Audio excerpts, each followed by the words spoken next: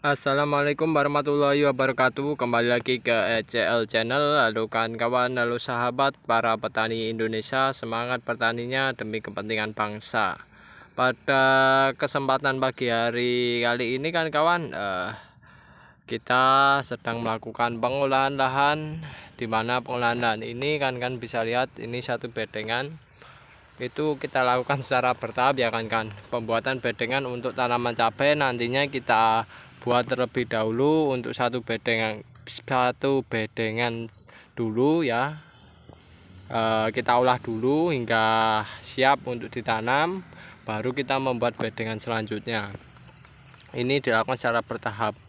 Nah, pada pengolahan lahan ini yang nantinya akan kita pergunakan sebagai tempat untuk budidaya tanaman, perlu kita olah ya dengan cara mencangkul dan membentuk media tanam seremah mungkin. Salah satunya yaitu dengan cara dibentuk bedengan dan diolah dengan menggunakan cangkul, diremahkan untuk tanahnya kan kawan, semacam itu. Nah, sekiranya sudah membentuk bedengan semacam ini, barulah kita lakukan langkah yang berikutnya, yaitu adalah penaburan pupuk organik, yaitu pupuk kandang domba, yang dimana kita memperolehnya dengan cara kita beternak domba ya, yang dimana ini merupakan sebuah limbah dari peternakan domba, yang ini sangat-sangat baik sekali untuk kesuburan tanah ya kan kawan. Nah, pengolahan lahan ini setelah diolah, diberi pupuk, baru nantinya ini kita tutup dan kita biarkan beberapa hari agar proses ini ya kan pupuk kandang ini yang berada di lahan itu dipastikan tidak panas, dan yang jelas sudah siap untuk nantinya unsur-unsur hara maupun mikroorganismenya itu bisa hidup di media tanam ini kan semacam ini. Dan yang jelas ini untuk menghindari namanya pertumbuhan dan perkembangan penyakit ya, jika kita biarkan beberapa hari dahulu hingga pupuknya ini sudah siap untuk dilakukan proses penanaman.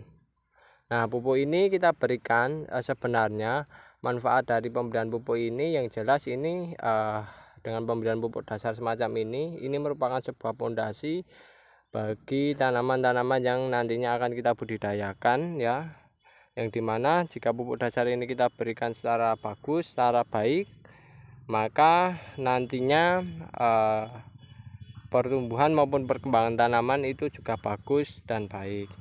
Nah, pemberian yang bagus dan baik itu yaitu yang dimana jumlah serta kualitasnya itu sesuai dengan kebutuhan si tanaman tersebut. Nah, biasanya kami standar dari pemberian pupuk ini itu kami biasanya kalau untuk awal-awalan semacam ini ya kami berikan kurang lebih 1 kilo ya kan 1 kilo untuk tiap meternya, minimal kurang lebih segitu. Jika ada bahan bakunya lebih maka tidak masalah ya kan tidak masalah kita berikan pupuk kandang lebih dari 1 kilo semacam itu kan kawan. Nah, itu merupakan sebuah standar bagi usaha kami ya, yang dimana kita memanfaatkan limbah kotoran domba, dan yang jelas untuk per meternya yaitu kurang lebih 1 kilo untuk 1 meternya, itu minimal ya kan itu kawan-kawan juga bisa memanfaatkan bahan-bahan organik, tidak hanya dari hasil limbah domba saja, melainkan dari sersa-sersa daun, lalu juga bahan-bahan organik lainnya, serabut kayu atau serabut kelapa. Nah, itu bisa dipergunakan sebagai pupuk. Tapi kalau kami lebih suka ya menggunakan ini kan kawan, pupuk dari limbah kotoran domba, karena pencariannya dan ketersediaan barangnya itu cukup banyak ya. Apalagi kalau kawan-kawan di daerah sekitar kawan ada sapi, itu biasanya juga banyak, bahkan kesulitan membuangnya semacam itu. Tapi yang jelas yang terpenting kami menyampaikan bahwasanya dalam pengolahan lahan semacam ini, bedengan kayak gini itu perlu namanya diberi pupuk dasar, yaitu pupuk kandang semacam itu. Nah, pupuk kandang ini itu kita taburkan ketika bedengannya sudah agak setengah membentuk ya, setengah membentuk itu kita taburkan untuk di bagian atasnya semacam ini kan. Nah, nanti kita taburkan di bagian atasnya, dan nantinya setelah ditabur semacam ini, kalau kawan-kawan memiliki dekomposer ya, kawan-kawan bisa menyemprotkan dekomposer ya, atau biasanya POC-nya itu ada mikroorganismenya. Nah, itu juga bisa disemprotkan di atas ini, atau mikroorganisme lokal ya, itu juga bisa disemprotkan di bagian pupuk ini ya, yang sudah ditaburi pupuk disemprotkan agar memaksimalkan proses dekomposisi pada pupuk tersebut. Nah, setelahnya disemprot, barulah dalam pengolahan ini nantinya akan ditutup dan dibiarkan beberapa hari. Kalau kami, karena ini tidak kami semprot ya, kita tutup ya, paling tidak kami biarkan selama kurang lebih 2 mingguan lah, semacam itu. Tapi ya kami melihat nanti situasi dan kondisinya ya kan kawan, semacam itu. Yang jelas kami taburkan pupuk ini untuk sebagai pupuk dasar dan kita biarkan, jangan langsung ditanam.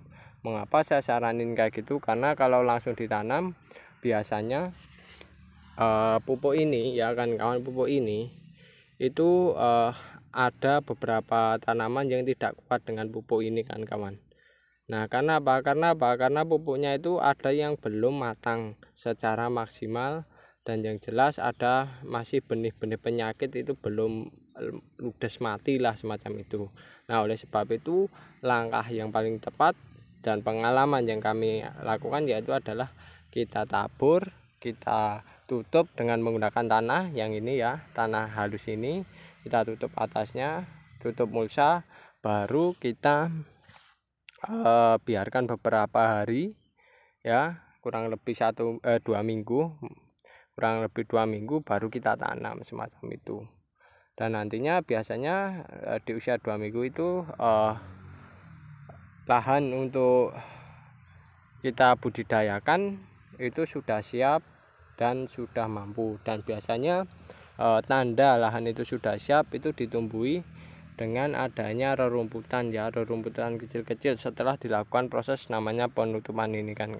Di bagian atas ditumbuhi rerumputan, nah itu menandakan lahan itu sudah siap. Itu kami ya, pengalaman kami kayak gitu kan kawan, semacam itu. Dan kalau kawan semisalnya pertumbuhan istilahnya rumputnya itu terlalu melonjak cukup signifikan ya kan kawan, itu menandakan lahan kawan itu sangat-sangat subur dan sangat-sangat bagus, semacam itu. Dan yang jelas nantinya setelah ini itu kita tutup tanah, kita tutup mulsa, dan kita biarkan 2 minggu. Nanti biasanya bagian samping-samping kayak gini itu ditumbuhi rumput, itu menandakan cukup bagus kan semacam itu. Dan yang jelas kan kawan, dalam melakukan pengolahan lahan ini intinya yaitu kan pondasinya harus diperkuat dengan pemberian mikroorganisme lokal dan pupuk kandang atau pupuk organik sebagai pupuk dasar, itu harus diberikan secara terus-menerus. Dan ini hukumnya bagi kami adalah wajib. Karena mengapa? Karena kalau kawan-kawan dasarannya hanya menggunakan kimia tanpa dibarengi dengan penggunaan pupuk kayak gini kan kawan, pupuk organik ya, itu pastinya lahan kawan semakin lama semakin rusak. Dan yang jelas kalau sudah rusak, nantinya lahan kawan-kawan itu sulit untuk menghasilkan tanaman yang produktif, semacam itu. Dan ini kita berikan kayak gini secara terus-menerus, itu nantinya efeknya jangka panjang ya kan kawan, dimana efek jangka panjang ini semakin lama semakin subur, semacam itu. Dan itu langkah yang paling tepat bagi para petani saat ini ya, mengingat harga pupuk kimia saja mahal ya. Marilah kita beralih ke pupuk organik ya, yang harganya jauh lebih murah dan jauh lebih menyuburkan tanah kan kawan, semacam itu. Sehingga nantinya kawan-kawan bisa mengolah ya lahan kawan-kawan itu secara terus menerus dan yang jelas semakin lama semakin subur. Dan ini pemberiannya saya saranin kalau kawan-kawan banyak ya silakan diberikan banyak, tapi nanti dibarengi dengan pemberian ya abu ataupun dolomit ya kan kawan, semacam itu. Kalau semisal tidak ada ya tidak masalah, cukup diberikan lalu ditutup semacam itu kan kawan. Dan yang jelas nantinya setelah diolah kan kawan harus membiarkan terlebih dahulu agar pupuknya dipastikan matang secara maksimal. Itu pengalaman kami ya, agar dalam proses budidaya tidak menemui kendala ke depannya semacam itu. Dan oke, itu saja yang bisa saya sampaikan sharing pagi hari ini. Semoga kan kawan-kawan bisa mengambil hikmah dan manfaat dari apa yang kita bagikan kepada kawan-kawan. Dan yang jelas jika ada kekurangan maupun kesalahan dalam pembuatan video ini, kami mohon maaf yang sebesar-besarnya. Saya akhiri.